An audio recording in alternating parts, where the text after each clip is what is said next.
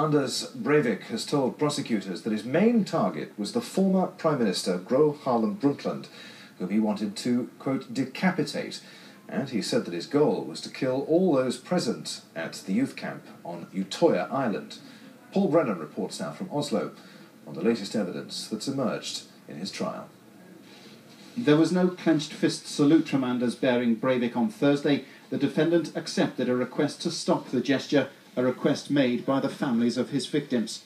But it was the only hint of compassion in a day of utterly chilling testimony.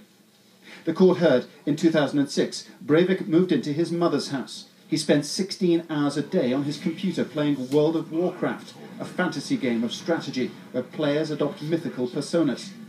But he moved on to a game called Call of Duty Modern Warfare, a visceral first-person shooting game.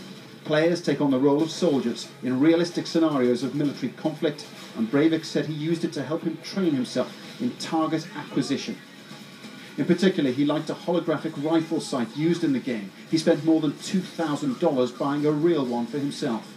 This was to be no virtual war, though. There would be real bloodshed. The bombing of the government building and the events of Utoya Island last July will be detailed in court on Friday, but there have been horrifying indications of what's to come. With a chilling detachment, Breivik told the court, "It's easy to press a button and detonate a bomb. It's very, very difficult to carry out something as barbaric as a firearm-based action." In relation to Utoya, he said, "I am not a child murderer. I believe all political activists who choose to fight for multiculturalism are legitimate targets.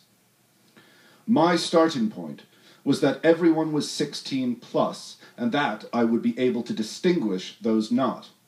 But in the event, that was not possible. The objective was not to kill 69 people on Utoya.